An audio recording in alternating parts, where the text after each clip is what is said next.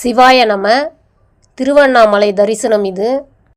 கோபுரத்துக்கு முன்னாடி ஒரு நெய் தீபம் ஏற்றி வழிபட்டுட்டு உள்ளே நுழைஞ்சி நந்தியம் பெருமானை வணங்கி, கோபுரத்துக்கு நடுவில் நந்திக்குன்னு ஒரு கோபுரம் அமைச்சு அதில் நந்தியை வணங்கி பார்த்துட்டு அண்ணாமலையாரை தரிசனம் பண்ண கிளம்பணும்.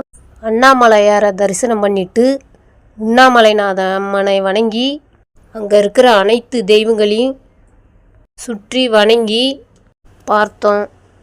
கோபுரம், சூரியன், மலை இது மூன்றும் கண்ணுக்கு அற்புதமாக தெரிஞ்சுது.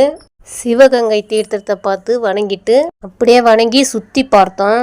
ஆலயத்துக்குள்ளே சென்றோடனே அவ்வளோ ஒரு நிம்மதியை, அவ்வளோ ஒரு அமைதியை அங்கே ஒரு மரம் அமைஞ்சிருக்கு. அந்த மரத்தில் சித்தர்கள் வாழ்வதாக சொல்லப்படுது. கவுளி ரூபத்தில் கண்ணுக்கு தென்படுறதா சொல்கிறாங்க. அண்ணாமலையார் மண்ணை மிதித்தாலே மோட்சம்தான். அண்ணாமலையாரையும் உண்ணாமலை அம்மனையும் தரிசனம் பண்ணிட்டு அங்கே கொஞ்சம் உட்கார்ந்து தியானம் பண்ணிவிட்டு அமைதியாக இருந்து கொஞ்ச நேரம் தியானம் பண்ணி பாருங்கள். பல ஜென்மம் புண்ணியம் பண்ண ஒரு அமைதி கிடைக்கும்.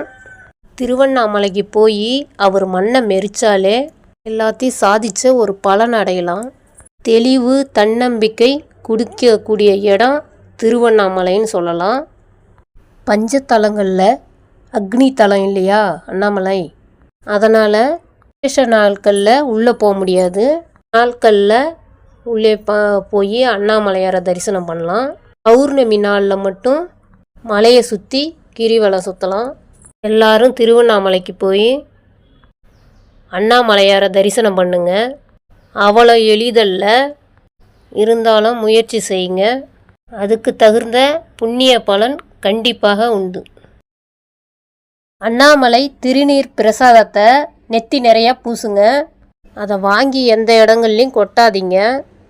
வீட்டுக்கு எடுத்துட்டு வந்து அன்றாடம் பூசுங்க. அதை கொட்டுறது அவ்வளோ நல்லதில்லை. சிவாய நம.